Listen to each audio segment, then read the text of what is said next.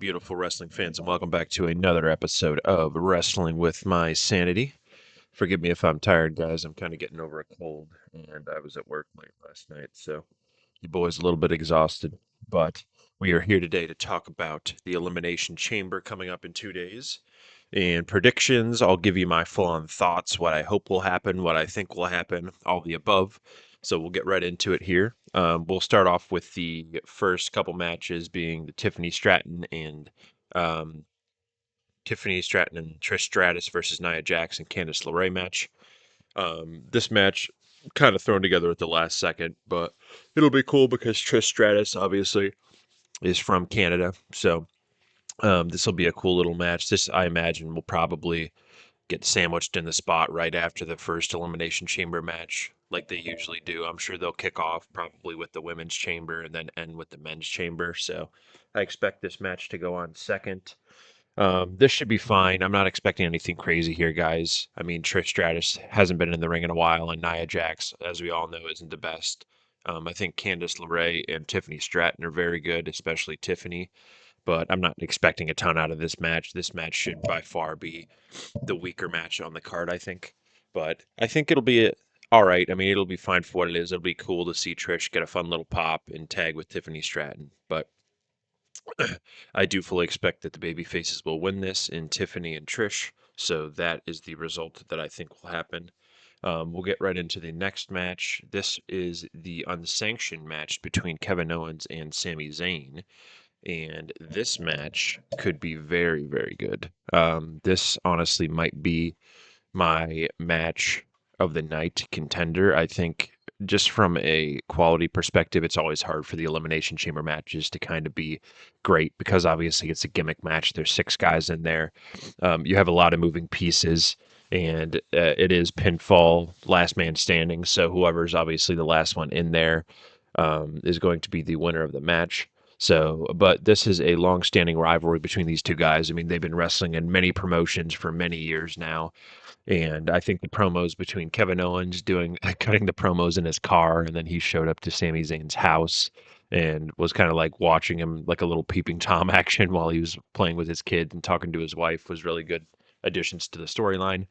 And Sami Zayn's promos are always very good. I was just talking with one of my buddies at work, and we were kind of talking about how great Sami Zayn's promos are and just how he brings that passion and enthusiasm to literally every promo he cuts, it feels like. And he he's one of the few guys I think in WWE and any company really that like no matter what he's given, he can give you all he has when it comes to his enthusiasm and his ability to get a promo over. His emotion is unparalleled in my opinion, and this is a guy that is well deserving of a world title, and I hope he finally gets one here within the next year or two. I could see next year's storyline at Mania, the big one being like Jey Uso this year and Cody last year. I could see it being Sami Zayn winning his first, or chasing, I should say, his first world title. So that would be very cool to see. But an unsanctioned match here, guys, I expect this to be very brutal, very violent. Knowing Kevin Owens, I think it will be somebody's probably going to get some color here. It might be Kevin Owens again. I'm sure he'll take crazy bumps. I'm sure we'll see them fighting in the crowd. I wouldn't not expect, I should say, to see somebody go through the announce table. Um, I'm not fully sure. I mean, these guys are both Canadian again too, so I think the crowd's going to go absolutely insane for both of these guys. I think they'll both get good reactions. To be honest, Sammy should get a bigger pop just because he is the baby face, but I fully expect this to be a classic. This has a chance to be match of the year contender already.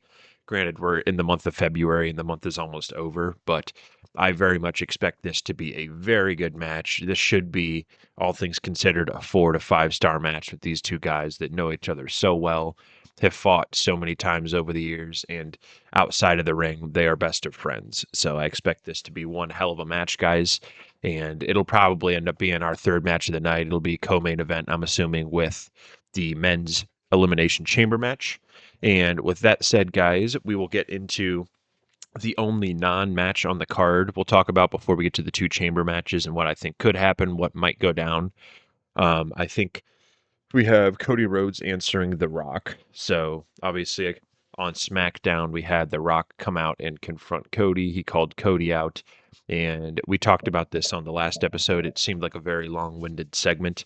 However, there's a lot of stuff that could be set up coming out of this, and whether it is Cody being the Rock's champion, whether it is somebody like a CM Punk turning, becoming heel, and becoming a corporate champion, that could be interesting. We have guys like Drew McIntyre that are already heels that are in the match that have previous history with The Rock. I know when Drew McIntyre re-signed with WWE, The Rock, they posted on WWE social media accounts that he sent Drew McIntyre as Sword when they were out at dinner after the news was confirmed that he had re-signed with WWE.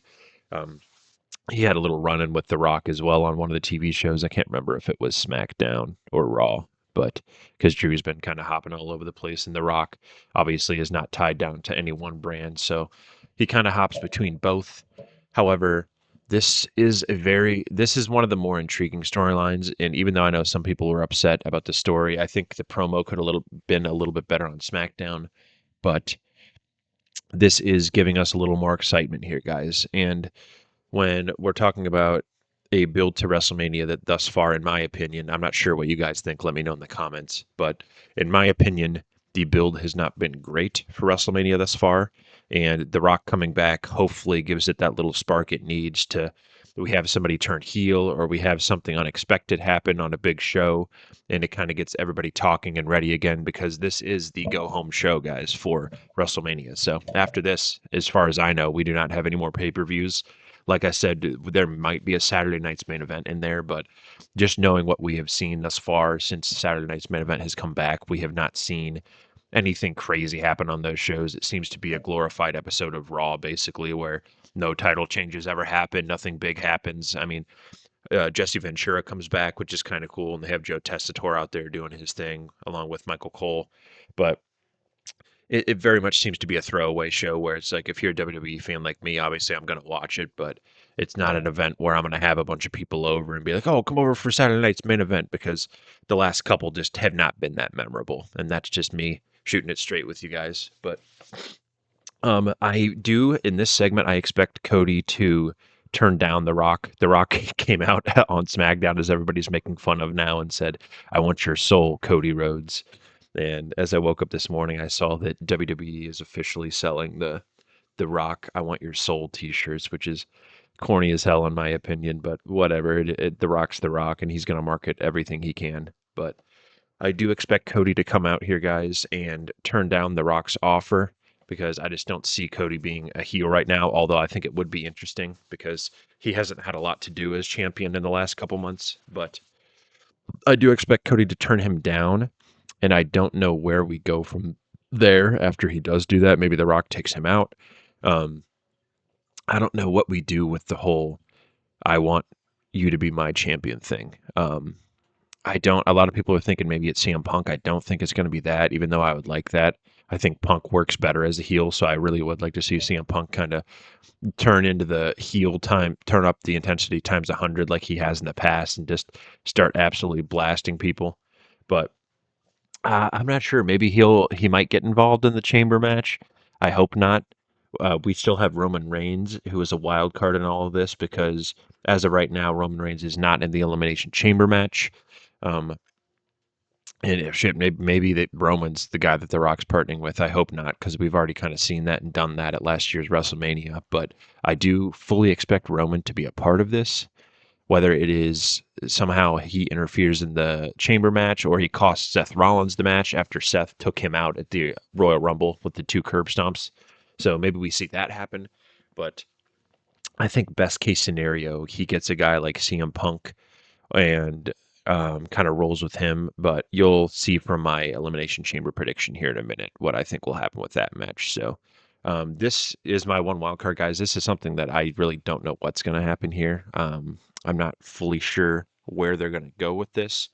The Rock kind of confused me even more with his promo after SmackDown, where he talked about how he never actually has to get in the ring with Cody Rhodes to tell this story and have it finished. He can just continue to string along the people and do segments. And like, I don't really know what his intentions were with that because at the end of the day, if you're cutting promos and telling stories, the whole idea is we need to see a resolution at some point. That's what wrestling is. You don't just start a story, string us along, and then have nothing happen unless you're a manager like a Paul Heyman or somebody like that, to where it's like, okay, I'm telling a story and I'm helping the story move along while adding important beats to it, but I'm never physically going to get in the ring myself. I'm going to have my client or my wrestler go out there and do that. So that makes sense.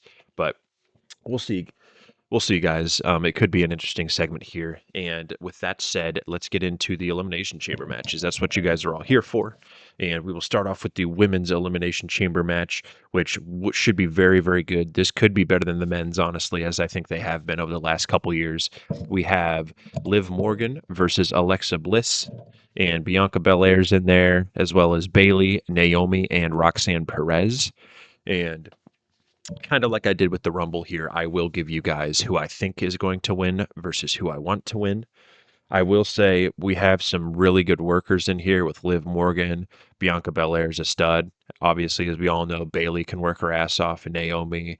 Honestly, even Alexa and Roxanne Perez. Alexa's not the best in the ring, but Roxanne Perez, as you saw at the Royal Rumble, if you have not seen a lot of her because she's been in NXT for the last few years, Roxanne Perez is fantastic. That is somebody who I would like to see win this match if I had a choice. I honestly, she is my preference. I think it would be a very cool story if Roxanne Perez came out, was the Iron Woman again, and won this match, and then went on to main event against either Io Sky or Rhea Ripley. I think more likely Rhea Ripley. I do not think Rhea just won the title back from Liv and is going to drop it to Io Sky on a random episode of Monday Night Raw. But maybe something happens where Io gets screwed and we get a triple threat between Rhea, Io, and Roxanne Perez. That would be awesome. Although I do think that is very unlikely to happen.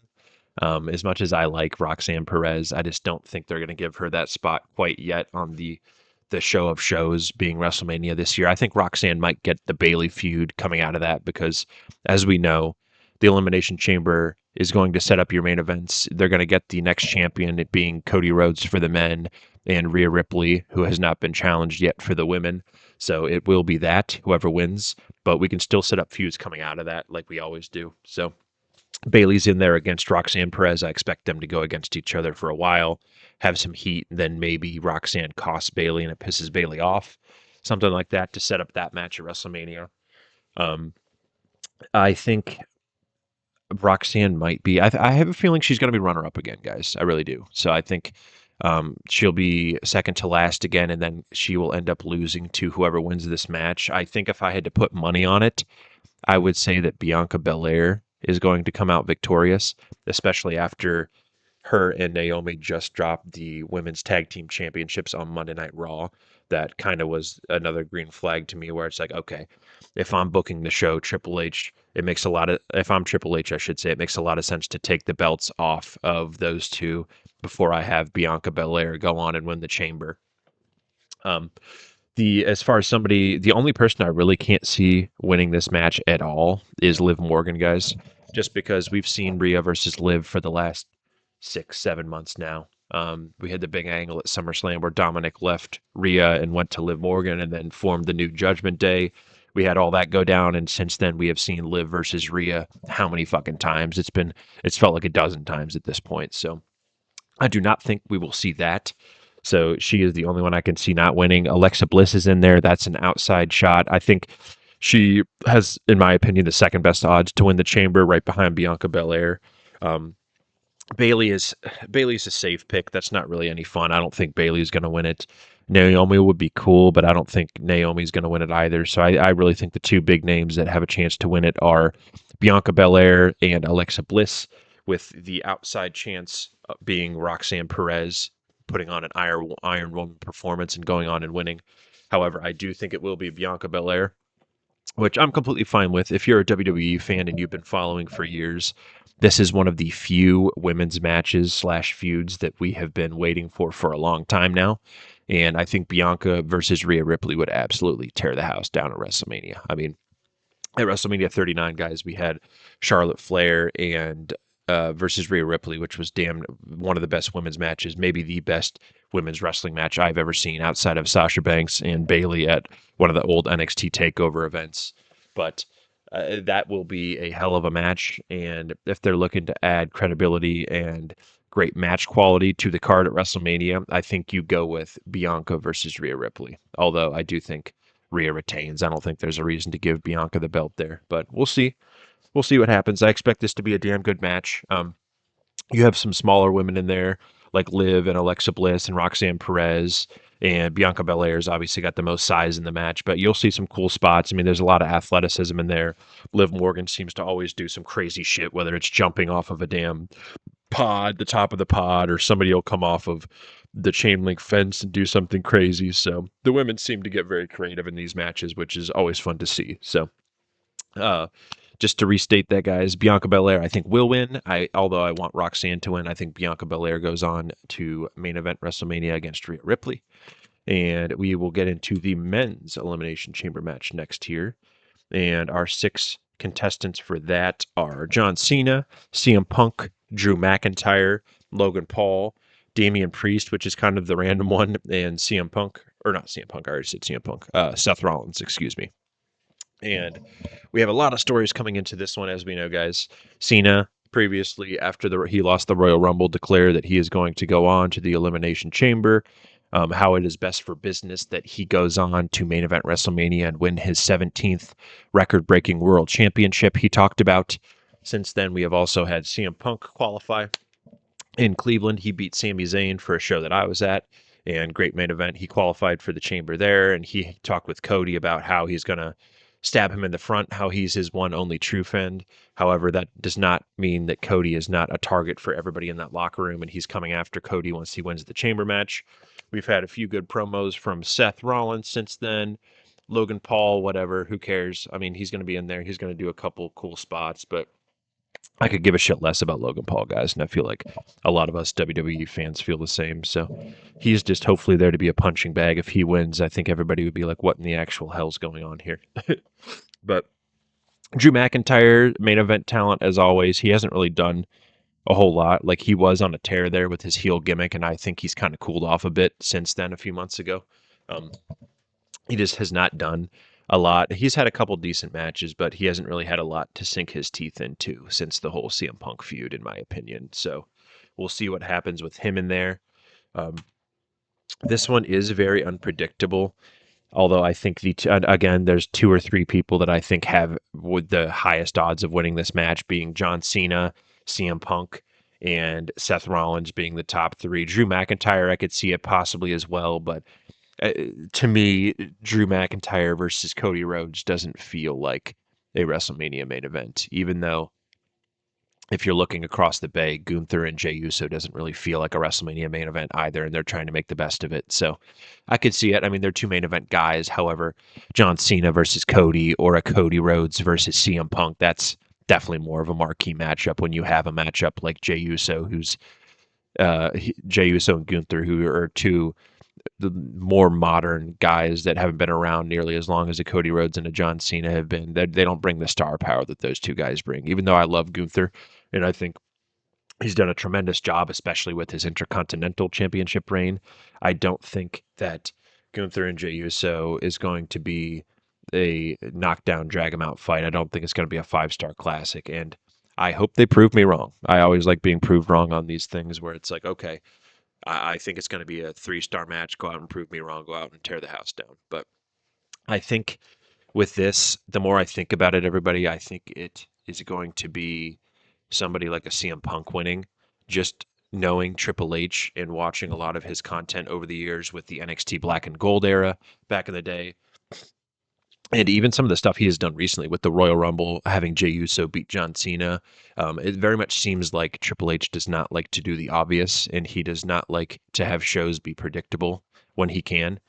So I think everybody's thinking it's going to be John Cena. I think John Cena will lose, although I wouldn't be shocked if he won. I kind of want John Cena to win. Like my heart wants John Cena to win, I should say, but my mind is like Cena versus Cody.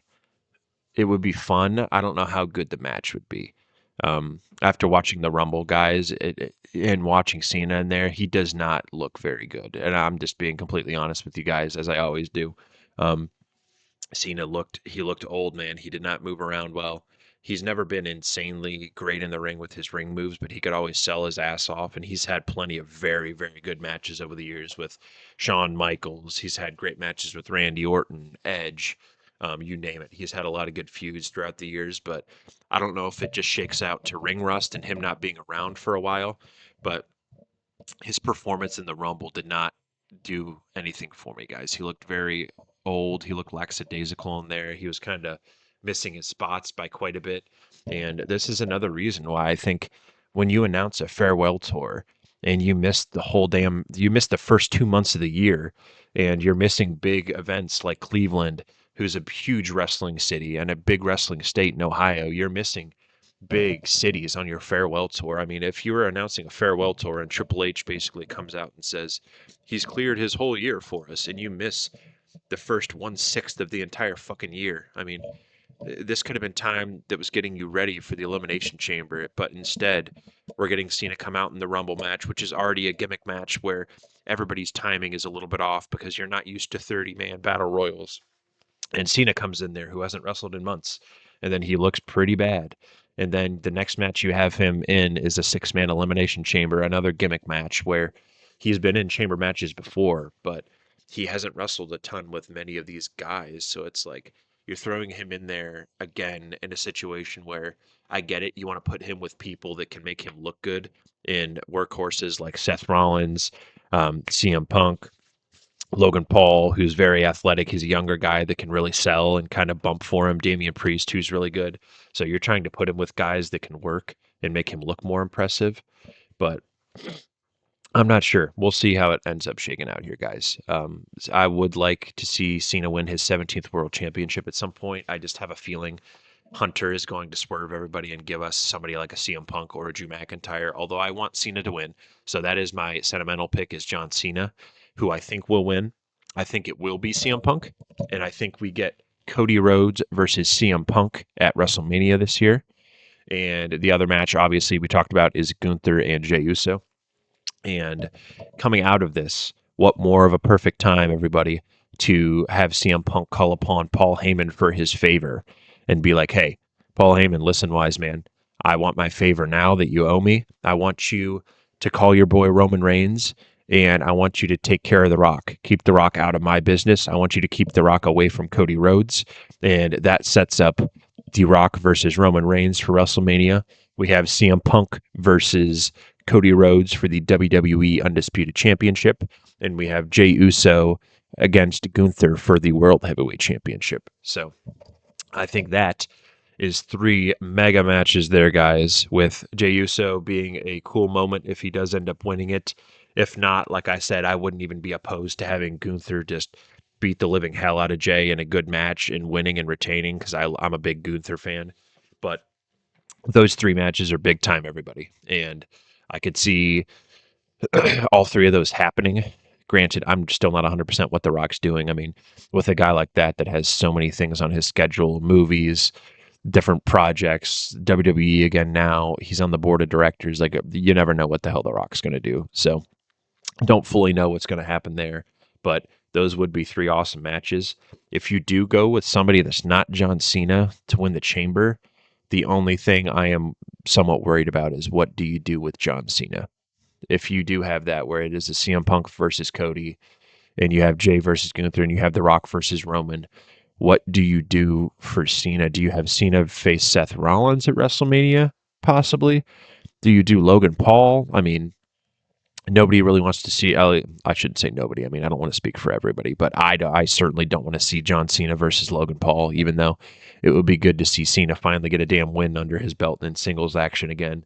And then maybe he can start building and gaining his confidence back to win his 17th world title at a SummerSlam or something like that. But it would be cool still to see Cena win it because then he could win his 17th at WrestleMania.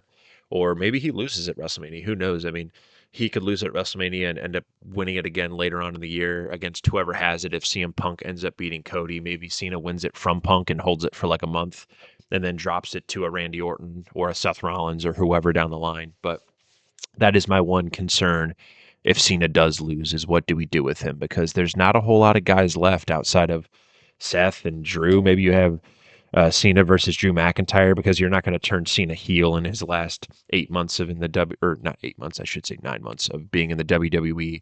Maybe you do a Drew McIntyre versus John Cena because Drew doesn't have a big match at WrestleMania out there on the card right now for him. So you could do a Drew McIntyre versus Cena or a Seth Rollins versus Cena. Although those do seem kind of random. I think if they're going to do that and Cena loses, I feel like he's going to get like a fucking Logan Paul or something, unfortunately. But let me know what you guys think. This should be a hell of a show. This honestly might be more unpredictable than the Royal Rumble, which is always interesting. And I hope we get the winners that we want, because thus far, as I've stated, the build has been it's been okay. I want to see more involvement in the storylines. I want to see some of the stuff start to progress a little bit here, and we should have a much better idea of what we are going to see as it comes to matchups and world title matches and what everybody's angle is going to be going into WrestleMania coming out of the show, guys. So let me know what you think. Hit me with any of your thoughts. I want to know what everybody thinks is going to happen, what you guys think the results will be, who will go on to main event WrestleMania for their respective shows. And yeah, let me know, guys. I am excited for this Saturday, and I hope getting this up. I should have this up in the next hour or so. So this should give you guys about 2 full days to kind of listen to this and let it sink in before the chamber, and hit me with your hot takes. Signing off is Austin.